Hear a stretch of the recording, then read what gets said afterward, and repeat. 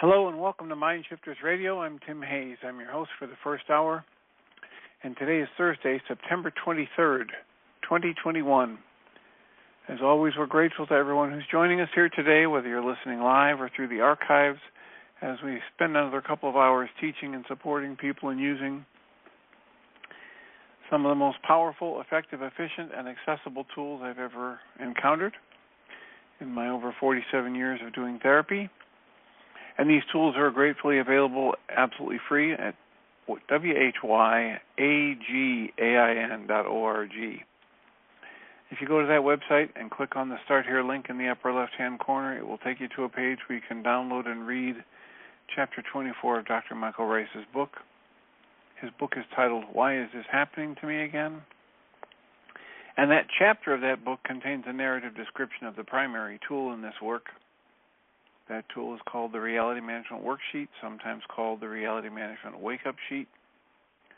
It's a tool I've been using to great effect for over 17 years to improve the quality of my life and most of my relationships, and to turn any negative emotional experience into part of the infallible guidance system that each one of us has been gifted.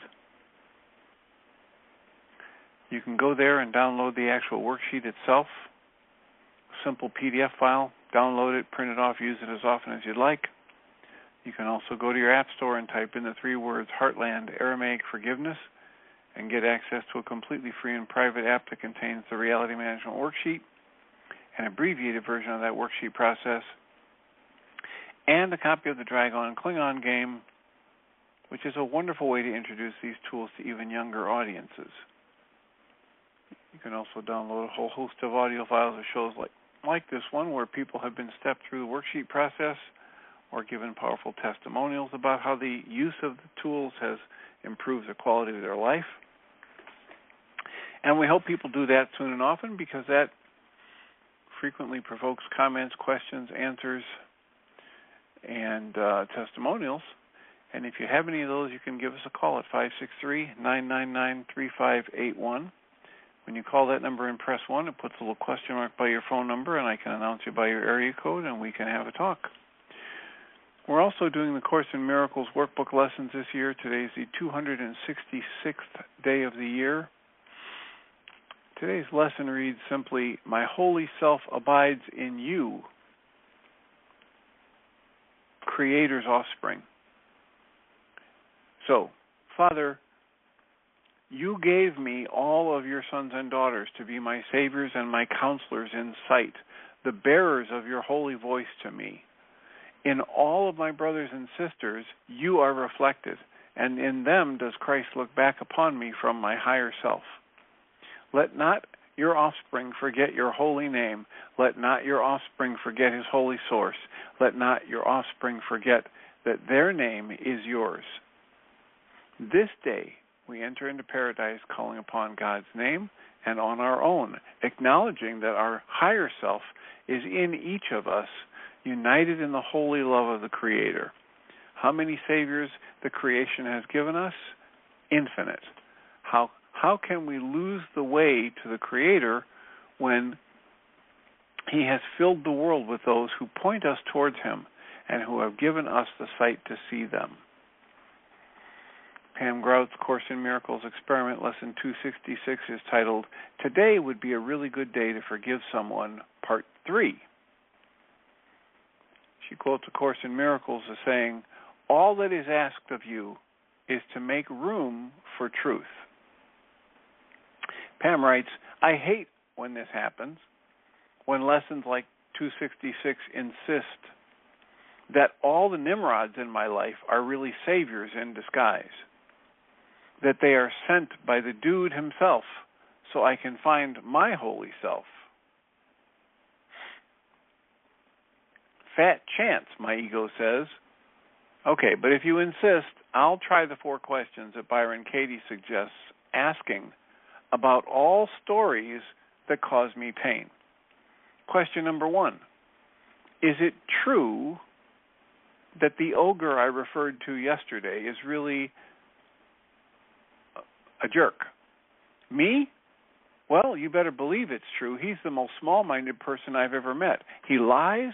He makes up stories. How else could a person be expected to react to his, but Pam, I hear the Holy S saying, this is a yes or a no question. Me? Okay, yeah, it's true. Question number 2. Are you absolutely 100% sure it's true? Me. Well, no, there's a tiny possibility that it's not true. Question number 3. So how does holding on to this thought make you feel? Me. It makes me angry, ready to attack, quick to defend, wanting to build walls. I waste long hours plotting my revenge. Holy Spirit points out, so in other words, not a good look. Question number 4. So who would I be without that thought? Me. Well, I can hardly imagine. I've worn that thought like my own hair. I've held on to it for so long, it seems like the gospel truth. But maybe, just maybe, it's possible that I'd feel a tad bit better if I deleted that story from my hard drive. It might lower the energetic wall that has come between me and this person. Byron Katie's The Work then asks for a turnaround. Me. Well, the turnaround would be I'm the one who's boring and small-minded and holding on to my story. How could that be true? Well, me, it could be true because I've bored anyone who will listen with my quote, my story about how this person has done me wrong. And I've been sure, also known as small-minded, that I'm right. And I've held on to this story ever since he sent me some nasty texts.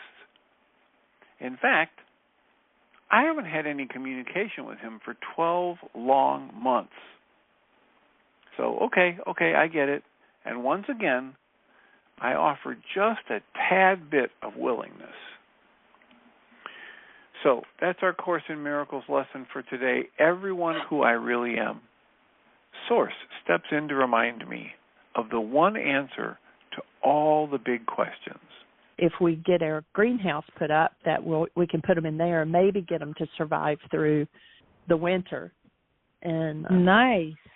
Yeah, so it'll be really cool. We've got kiwi plants and we have fig trees and things that really don't normally grow here. But if we can keep them in a greenhouse, I think we can keep them going. So how big is the greenhouse, Jeannie? Well, I'm getting bids on it. I want to get one that's actually attached to the house, so it would just be like a 3-sided greenhouse, and the 4th side will be the wall of the house. And I see. And if we get solar, then the greenhouse even can run on solar on cloudy days, and keep that would be great. Moist. And, yeah. So do you have a deal down there where you? Yes. Go ahead. They're running, the house is in Virginia, and they're actually running specials right now to give like... I thought I would announce that today's a Thursday, and so tonight we have a Thursday support group with Zoom from 6:30 to 9 p.m. Central Time, available absolutely free to anybody who might benefit from a communal exploration of these tools and their application in our lives. All the information you need to join us for that is available at mindshiftersacademy.org, and it's useful to remind people that we have a separate login page for Tuesday and a separate one for Thursday. I should also mention that on Monday, I'm conducting an interview during the time that I would normally be on this internet show.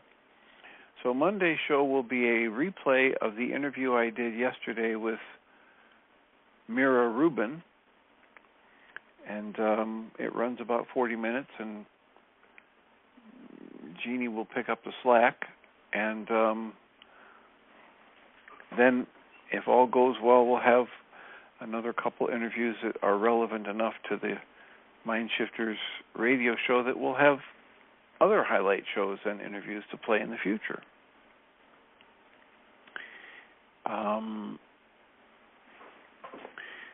should let people know who Mira Rubin is.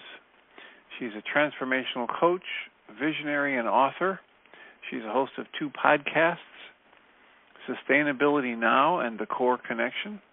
Mira is the originator of the Core Connection process, and that is a unique synthesis of an evolution of multiple modalities, including neuro-linguistic programming, hypnosis, and applied kinesiology. And she likes to tell people that when you do that work, it precipitates sometimes miraculous shifts of being that result in expansive new opportunities for accomplishment and an expanded experience of freedom and an empowered stewardship of your own life. So she will be, or the interview that I did with her yesterday will be available on Monday during this show time slot. And as I read that, it tells me I better make a note to actually record that intro so that that'll go with that interview so people will know who we're interviewing.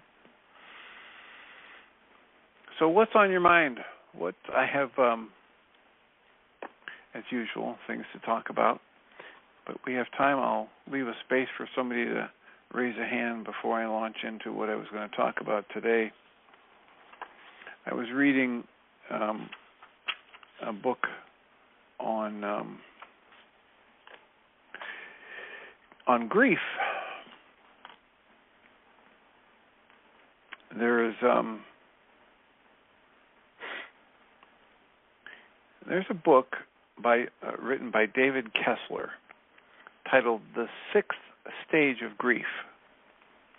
Present moment mental operations, or because it's resonating a trauma, as in this case with a woman from an event that had happened in the past, recent or distant, and you just hold the willingness to keep using the tools, it is quite likely that you will unpack or release or dismantle, whatever kind of word you want to use, the energies of the trauma that have gotten stuck or lodged or trapped in that. Yeah. So because it looks like, we're going to be here for a while, and so we might as well make it all usable and workable. And as far as Heartland goes, we've actually got some people who are interested in perhaps living there and doing gardening and teaching gardening to young people. And so it'll be really good to use Heartland for something else if we're not going to do intensives there. And so we're talking to some people about that, and there's this one gentleman who's been a organic gardener for a long time, and he's interested in teaching. And so it'd be really good because there are, especially in the Missouri area, there are actually a lot of family farms, and the kids have no idea how to continue those farms. And so it'd be really nice, for somebody to teach them so that the family farms can keep going and be usable instead of just being turned into some kind of subdivision or something, Right. Oh, that's so good. Yeah. I hope that works out, but that's an awful lot of irons in the fire, Jeannie. Oh, man. I know. And we've got the next 4 or 5 days we don't have the baby, so we're hoping to get some of our projects kind of in a completion mode before we have her back and be able to just focus on what we need to do around here and get some things done. Book that was very popular, and it was so popular that it's been around for 20 years. And when they did the 20th anniversary edition, they revised it and updated it. I think this was in 2008 that they did the 20-year anniversary. Make it possible for them to access this for nothing. We're focused on getting these. 6 or 7 years old, and in that journal I actually talked about clutter, so that kind of brought that back to the forefront for me to work on again. But Michael's now with us. Yeah, his mic. In the preface or the foreword to the 20th anniversary edition, they talk about what's different and why they did a 20th anniversary edition. And then it says, well, what we changed in this book, while much of the 2001 text remains the same, we've made some important revisions. The first is to use more inclusive language, and the second is to highlight his wife Helen's role in the development of that book and the Imago dialogue, which is part of it. And the third one is, it says, the most substantive revision is that we replaced the original chapter 11 with a new chapter. This chapter title used to be called Containing Rage, and it was designed to help couples express their anger and frustration that they had carried over from childhood.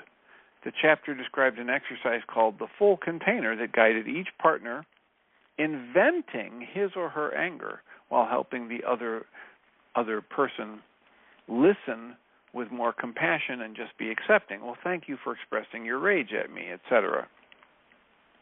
At that time, we believed that this catharsis would reduce the amount of tension in their day-to-day interactions. The opposite proved to be true. We discovered that the more these couples practiced this exercise, the angrier they became with each other in their daily lives. So we decided we better change this up, since now we have proof that this works to the opposite effect we want. And so they created a new chapter titled Creating a Sacred Space. So the book, Finding Meaning, has a whole segment on getting people to express their rage and their grief, thinking that that's useful and beneficial.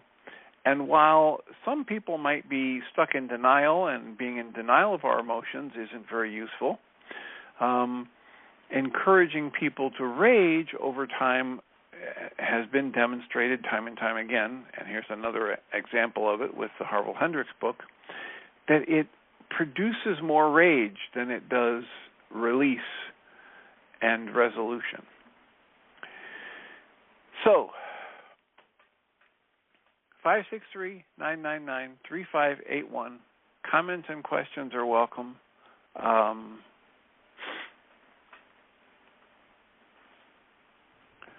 Susan, welcome. Hi, Dr. Tim. There are a couple of things you touched on which are so interesting. My sister-in-law was a psychotherapist. This is Tim Bingham's sister. And she used to run what she calls anger workshops,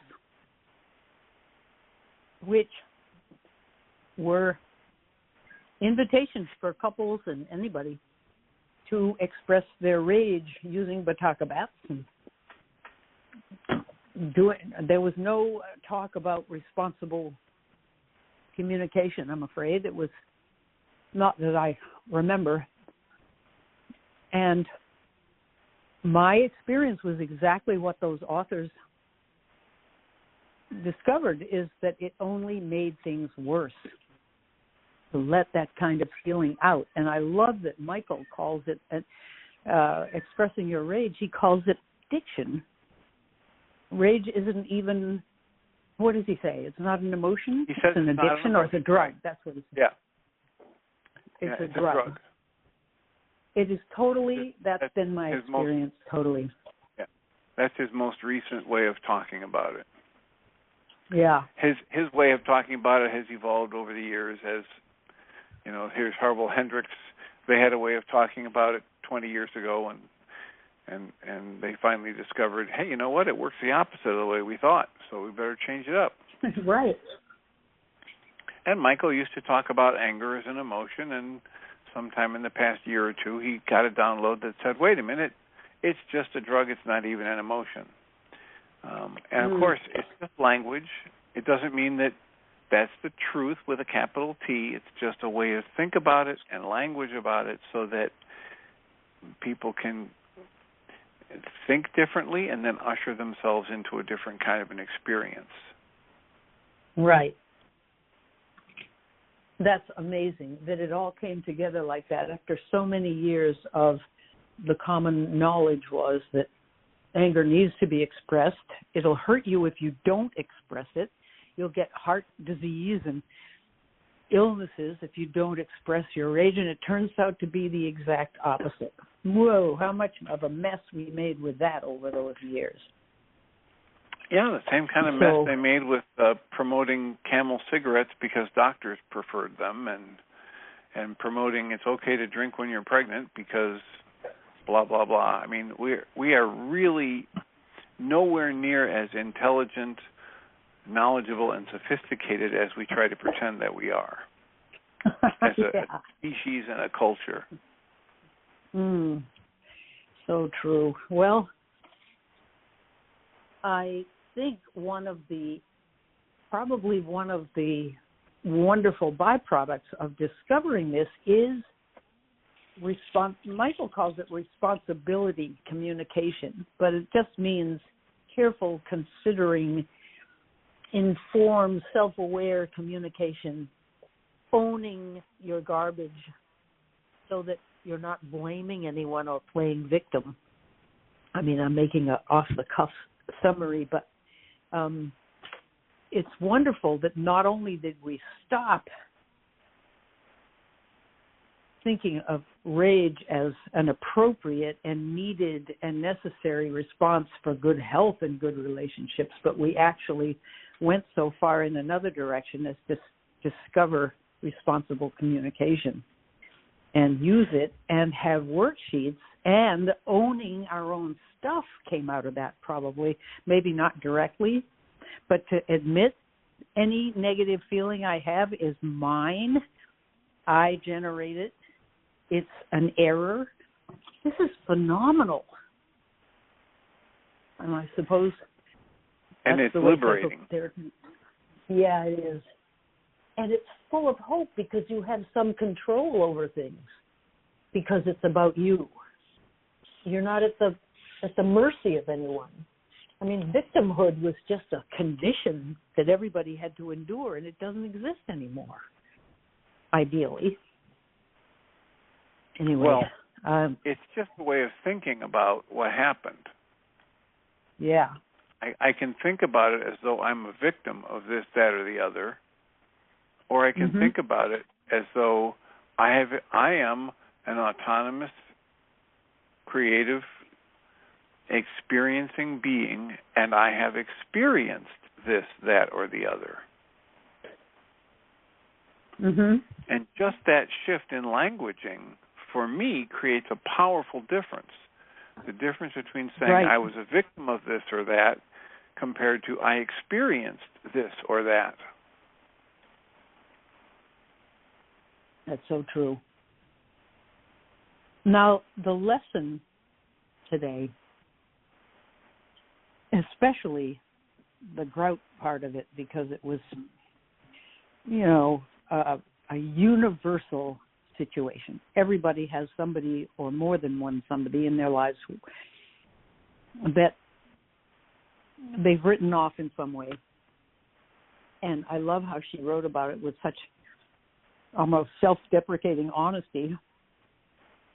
But it triggered, I mean, I've talked many times about a friend named Julie who I haven't seen for over a year, like a year and a half now. Last night, I dreamt about her, and we ran this huge giveaway event the other day, and a woman came in masked and with glasses. So her face was covered enough that I thought this was Julie.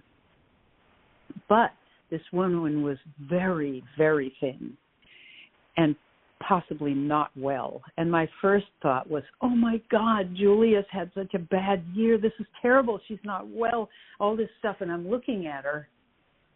And finally, I went closer to the woman and looked at her, and I wasn't even sure. I think I wanted her to be Julie so badly that I kind of made it up. And finally I got up the nerve to say, tell me your name. My name's Susan. And she said, oh, it's Helen. And I, had this huge sigh of relief. And I said, you remind me so much of somebody that I just had to introduce myself. And then it went, on to normal things. But that dream, I think, triggered the dream I had about Julie last night. And in the dream, something wonderful was happening insofar as Julie was talking to me in a regular way, and we were calmly discussing what had happened and maybe we could be friends. Well, in my daytime life, and I continue to think that we can't be. And it isn't exactly like Pam Grout having a grudge. I don't have a grudge, but I think I know something that maybe I don't know. And maybe I do know. And if I do know it, I need to be able to be strong enough to not pursue going back into this. I mean, this would be a repeat of trouble if I went back in the relationship with Julie, as I think it would be. I hope you're following this. But I did a worksheet on it this morning just to sort out, am I missing her so much? Do I think she might be, do I think after reading Grout, I thought maybe I've made this up and maybe it isn't true and maybe we could get along? I don't know. That's where I'm sort of stuck. So I did this. And so what happened with the worksheet? I ended up reading texts that she had sent me, which I had saved on my iPhone, and deciding that my enlightened goal is to wish her well from a distance and not try to get in touch with her. But then you were talking about grief, and I feel grief about this. But I don't think I should get in touch with her. That's as far as my enlightened goal goes. It might be a wrong goal, but reading these texts, I had said to her, Julie, we keep getting into such trouble when we talk on the phone or when we go for a walk. We fight every time. How about we write to each other? Her answer was, I don't want to deal with any superficial emails. And I said, well, I'm offering that because that's the only thing I think I can do right now. And she didn't answer, and I never spoke to her again. Okay, and so I read those again, and I thought, yeah, what? So the idea is to explore if you have sadness when your rational mind is telling you, I can send her loving thoughts, but we really aren't good, partners for a relationship. And then you have sadness. The set of memories or traumas or energies from the past are surfaced and, integrated. Mm-hmm. But you're going to find that it's not about grieving the loss of the relationship because you didn't enjoy the relationship. That's such a good point, Dr. Tim. Why didn't I think of that? Mm. But if you have grief come up, grieving the loss of what? The possibility of a good friendship. We kept plugging at it. We kept trying. But I think, there was a kind of intensity there because we were both making an effort, but it was bombing every time. And when it doesn't work like that, it usually has something to do with either there's a mismatch of goals and purpose, mm-hmm. or true. there is some deep wounds in one or both people that just keep getting triggered that aren't getting resolved.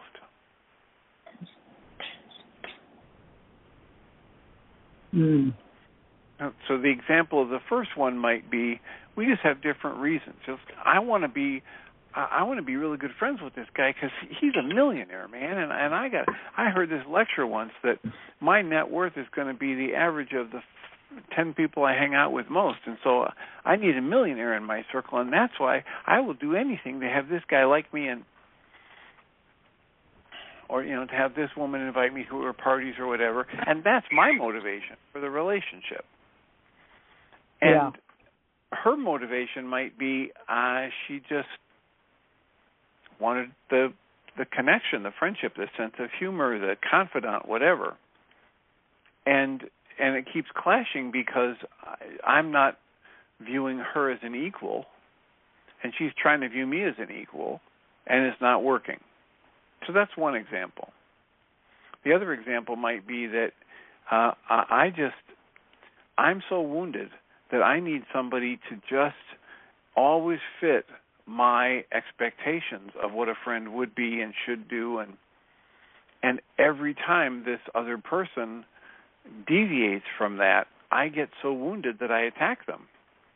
And I tell them how they've attacked me and they've ruined my life and they've disrespected me, and there is no way to put a good friendship together in that mess. Oh, Dr. Tim, what you just said wasn't me, but it was what was happening with Julie. In fact, I'm wondering, are you psychic or something? I mean, our friendship I'm just talking about the basic ways that these things go wrong. Those are two very common ways where people who try to have a good relationship, they try, and it just fails because of those two primary reasons. They either have different reasons for being in the relationship and different goals for it, and then those clash, or one or both parties are so wounded that every time the other about. Today's a Friday, so we got a weekend coming up. I'm looking forward. Agency in our area, and she lives about 15 minutes away from me. And how did I hear about her? Oh, I heard about her from my refugee, the woman who's the head of the refugee center. She asked me if very soaked Amazon delivery person just put something in my door, and we're having a flood storm here. They've been warning us that there's going to be flooding. It's amazing to see. I just got home. In fact, I shouldn't just remind me that I want to tell you something totally different that happened today, which was just great. But we're on to something that's very, very helpful. Yeah. And that being that if your partner is wounded or if you're wounded, then every time they don't meet your needs or you don't meet theirs, you feel so wounded that you attack them. And that precludes any actual connection in relationship. Well, that was happening, and I don't know if it's remediable, but that just gives me a little bit of a toehold. I will do that worksheet. I didn't do it from the right angle. Yeah. Okay. Well, the angle you did it from was the right angle. This is just a different angle. I mean, there might be countless different angles. If there's disappointment, if there's grief, if there's resentment, all of those are valid angles to do the worksheet on. Yeah.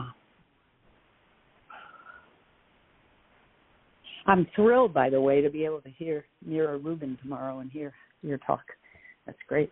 That would be Monday. Monday. Yeah, tomorrow's Saturday. Woo. Tomorrow is Friday. Thanks. The rain has soaked your calendar and you don't know what day it is. Okay, thanks. I did go teach this morning, which I'm supposed to do on Thursdays, so at least as far as I got this morning, things were all right. Now I've just lopped a day off, a week. Okay, thanks. So what is the wonderful thing that you wanted to share? Well, I was telling you about this friend from Iraq via Turkey for 8 years. She came to give a demonstration in my Pilates class this morning of belly dancing, and she is not a teacher of dance, so what she did was put on this absolutely gorgeous music and dance for the class and invite them to dance along with her. But belly dancing isn't simple. It's got moves now. I don't know if she is. I gave her the number. She said, I love stuff like that. So I wanted to introduce you to a woman named Marwa. And if she's on the phone and understands about pressing 1, I would invite her to press 1 right now. But she may not be on. She was putting groceries away and so forth. Anyway, well, I just wanted to say... no unfamiliar numbers on the board. Okay, and it would probably be a 610 number like mine. I could look it up, but that's okay. And I don't mean to... Well, maybe I do mean to pressure her to press 1, but if she's not on there. Anyway, she may come on. I'm going to... She has a lot of trauma to deal with, and I have been thinking about how great the tools would be, and she's fluent enough in English that she could probably jump right in, and I'm just hoping that'll happen.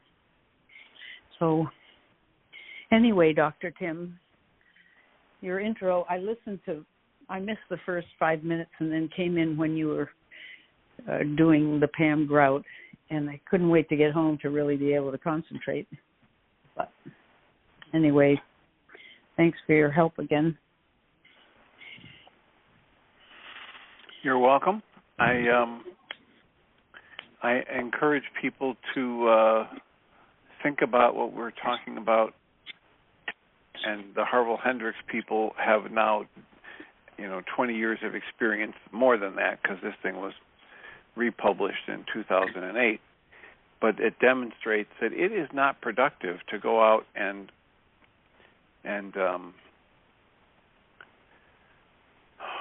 what do we call it? Rage and expend your catharsis and just engage in it over and over again, because all it does is feed you to experience more of the energetic experience of whatever you're pouring your mind energy into. You know how we talk about how whatever you focus on, you create more of, and each of us has the infinite capacity to choose the focus of our conscious awareness in each moment, and it is that choice of focus that literally creates our experience of life.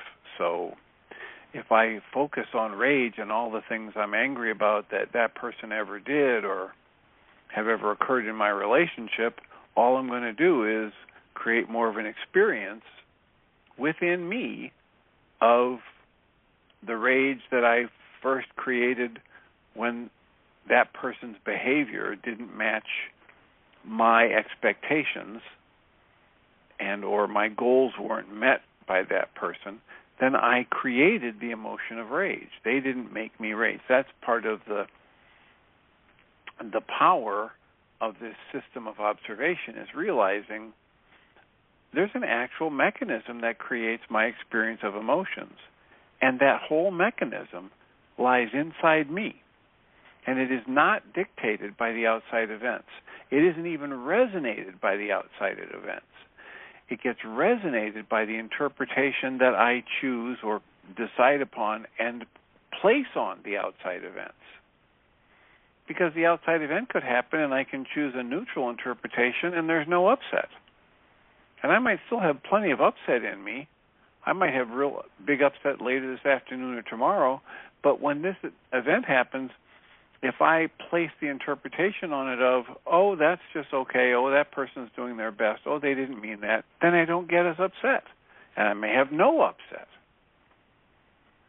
So the mechanism of creation of emotions is internal and it is discernible.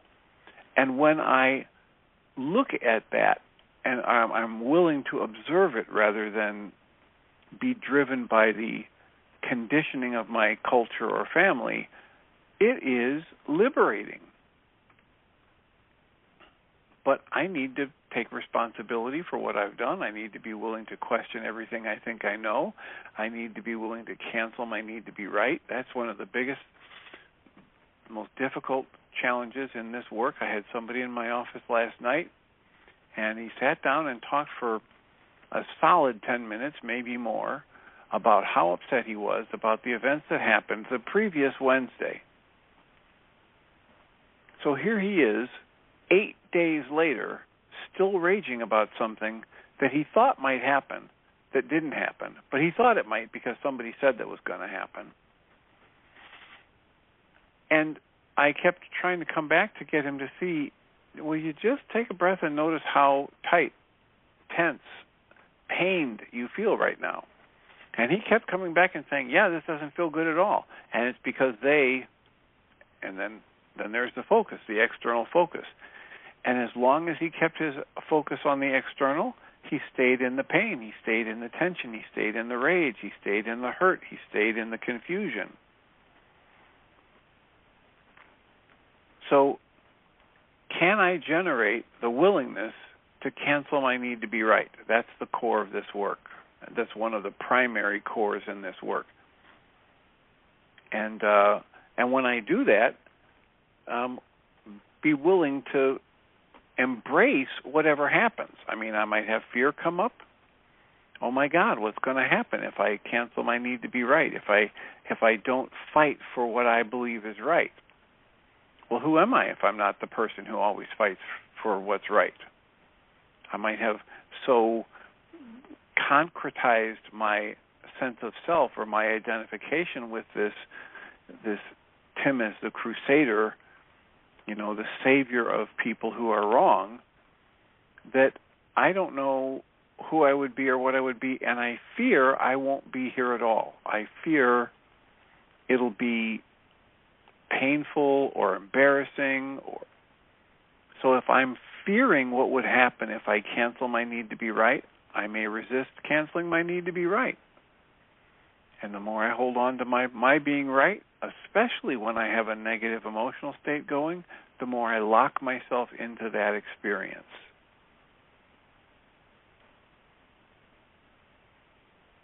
So, what if your idea that you really should have a relationship with this person is not actually right?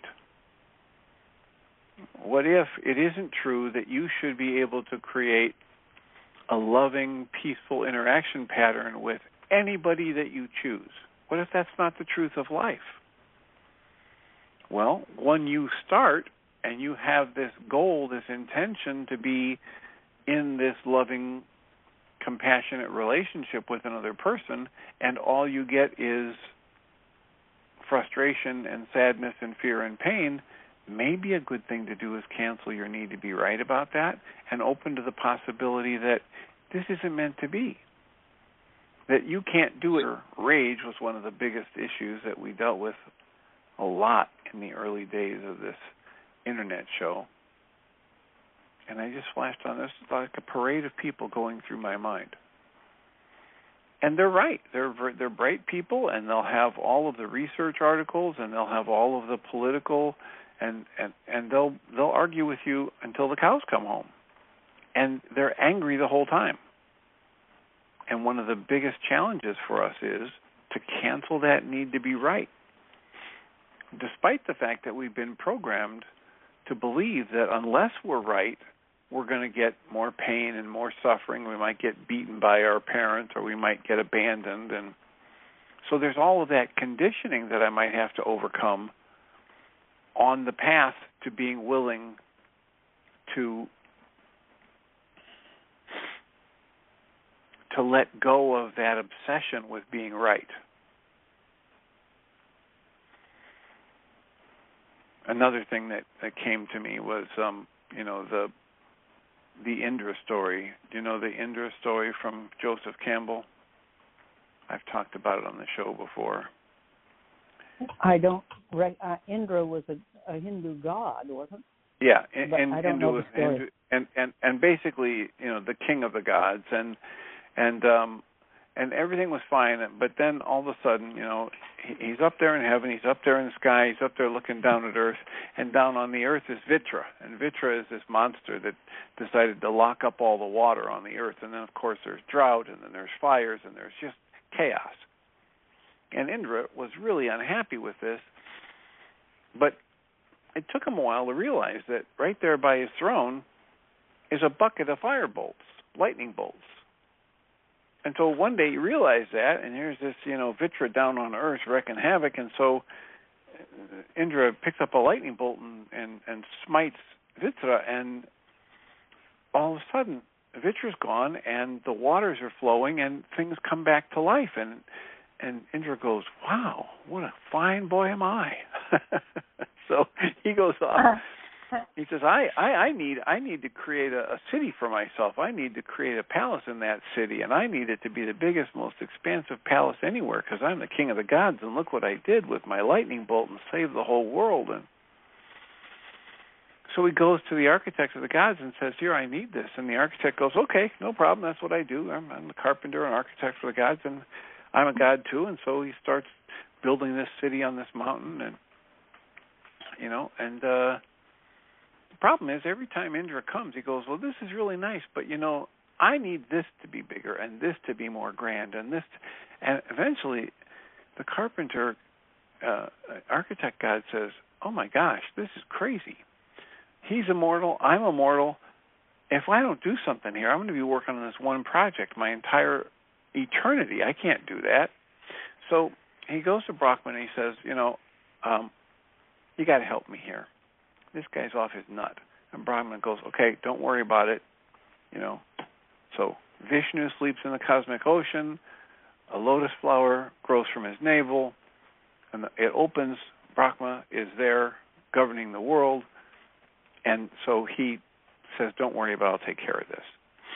So the architect god goes back, and the next day at the palace, this blue-black boy, more beautiful than words can describe, walks up to the palace. And he's surrounded by all of these people, children, just marveling at his beauty.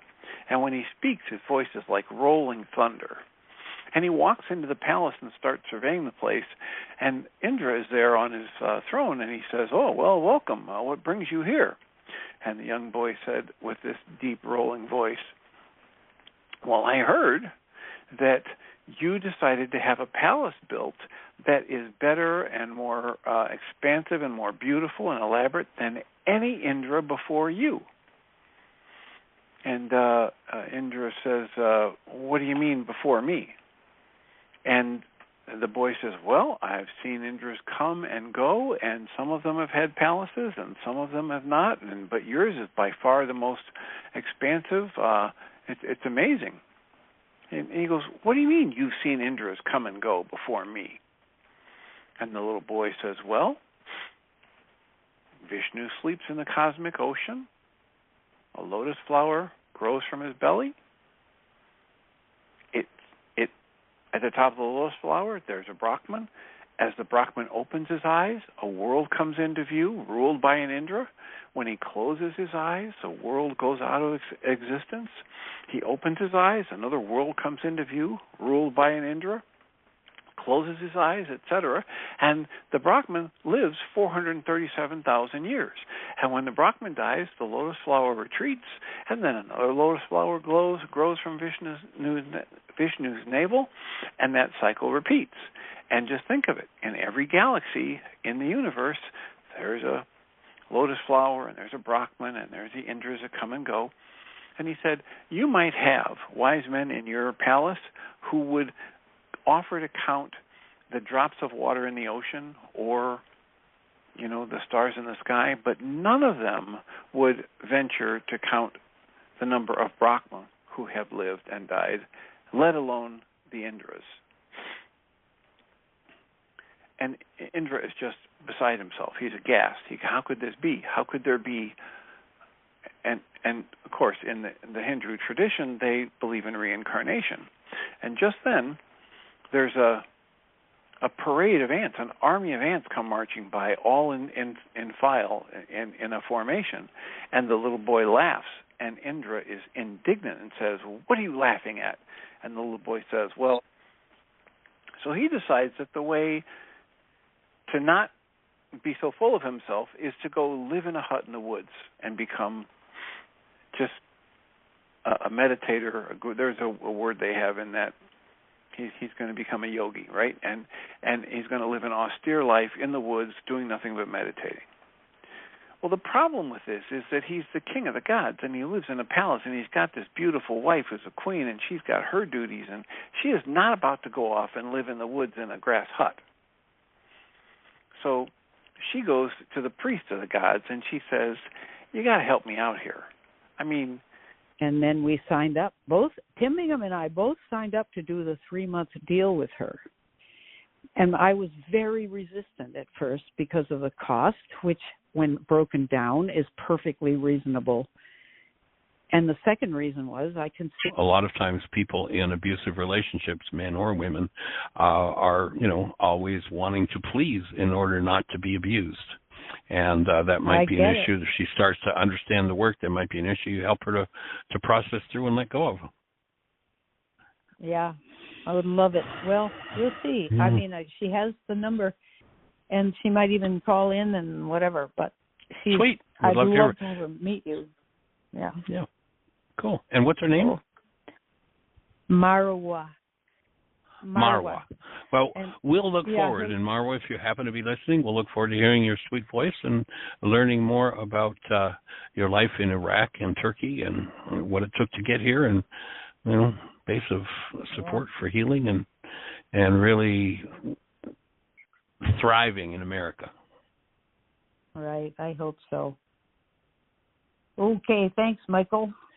All right, young lady. Well, you have a blessed day. Thanks. You too. Okay. Give Tim a hug for us. I will. Thanks, Michael. All right. Bye, Bye-bye. Jeannie. All right, dear heart. Do we have anybody else in the phone queue with a hand up? Anything else happening in the chat room? Nope, it is all quiet. Well, then I'm going to jump into reading. Why is this happening to me again? Let's see. We're almost to October. It's about right number of pages left to take us to the end of the year. So for those who are following along in our reading, we're doing a couple of paragraphs from the book, Why Is This Happening to Me Again, and What You Can Do About It. It's a book that's out of print. It's actually been out of print for several years, but there are still lots of copies available on... But you have value just because you're here, and all of that nonsense about judging, comparing, greed, avarice, prejudice, pride, all of that is in error. Learn to focus. And whatever you focus on that's actual in the moment rather than something from the past or fear of the future will get you there. Mhm. Yep. So, anything else to contribute in our last minute of No, that was it. I know it's first hour. the end of the hour, so I just wanted to share that. All right. Well, I appreciate it. Thank you for that.